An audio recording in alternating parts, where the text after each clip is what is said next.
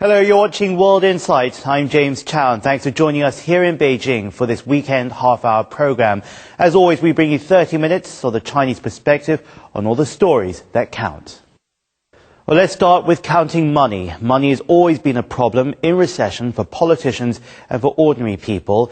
Today, amid the worst economic crisis since the 1930s, we're all extremely cautious about opening an increasingly tight wallet.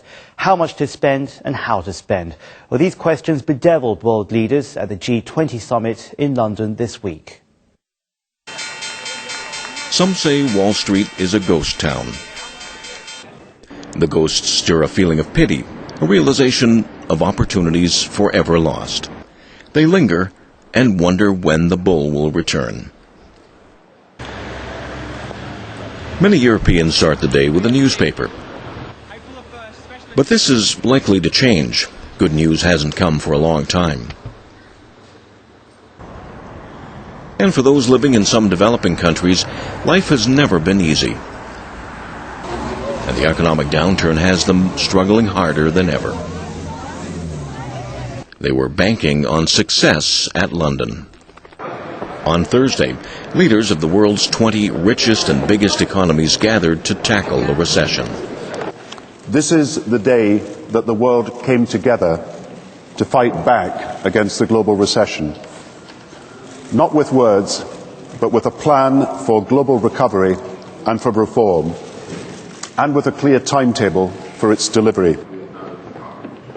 On the table was a long list of heavy topics, but they only got 4 hours to cover them all.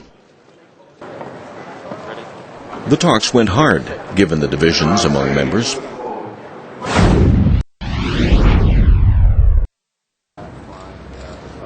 U.S. President Barack Obama's first major overseas trip.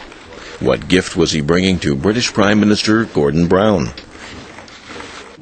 Last month, Brown received a set of classic DVD movies on his visit to the White House, but he can't watch them on a UK player. So what did he want this time? An American-made DVD player? Maybe. But what he really needed was Obama's full support for his G20 agenda. That was unlikely, with Obama and his European counterparts far from agreement. Stimulus or regulation? That was the question. The U.S. was pitching an aggressive, America-sized spending program to boost demand. Washington had already set the pace with an $800 billion stimulus package. All the major economies are putting in place substantial fiscal packages. The stronger the response, the quicker recovery will come. But the European nations were reluctant to loosen the checkbooks. I cannot rule out that the stimulus packages will be an issue. But in our view, we have made huge contribution. Instead, they preferred to focus on the global financial regulations, failed to avert the current crisis. Washington insists on pumping money into the market, which could generate consumer demand and start the stricken economies. Europe argues it will burden them with debt and fuel inflation. European countries attribute the crisis to a failure of supervision. Washington agrees to strengthen supervision, but rejects other countries' intervention into its banking sectors. Americans worry a global regulation system threatens financial security. But the leaders came to cooperate, not compete. No one expected a 1933-style fiasco. 76 years ago, leaders from 66 countries also gathered in London to revive the world economy in the depth of the Depression. After more than a month, it came to nothing because America and Europe couldn't agree on how to deal with war debt. Today, both sides have learned the lesson. It's hard for 20 heads of state to bridge their differences. We've all got our own national policies. We all have our own assumptions, our own political cultures. But our citizens are all hurting. They all need us to come together. We were able to find not only a good, but I would say almost a historic compromise in the unique crisis. The world is not reacting as we reacted in the 30s. Obama won no promises for more public spending, but agreed to strengthen regulation. And a narrowing disputes is better than a grand bargain.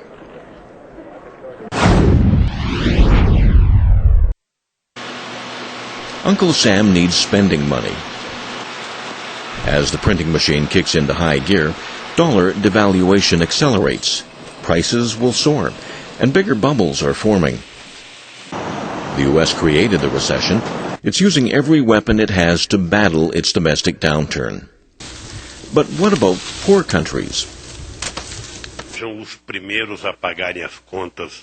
It is unfair that the poor be the first to pay the bills of a crisis created by the rich, not by any blacks, by any Indians, or by any poor.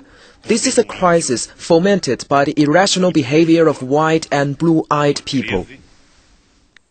As early as 1971, the then U.S. Secretary of the Treasury, John Connally, said, "The dollar is our currency, but your problem." The US dollar is the world's premier currency. 2/3 of international trade, as well as the foreign reserves of most countries, are accounted for in dollars.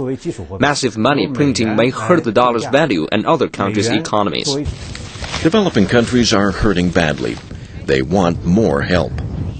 Leaders agreed to give over $1 trillion to the International Monetary Fund to prop up nations in deep trouble. $40 billion will come from China.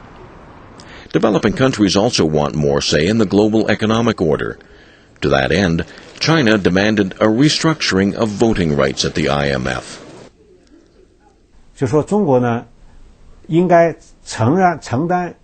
Beijing is actively engaging in negotiations with developed countries and plays a leading role among developing countries. The G7 wants the developing countries to lend to the IMF, but it should give them more say in how it's run. The leaders agreed to make the IMF more representative. History indicates that financial crises make international cooperation harder.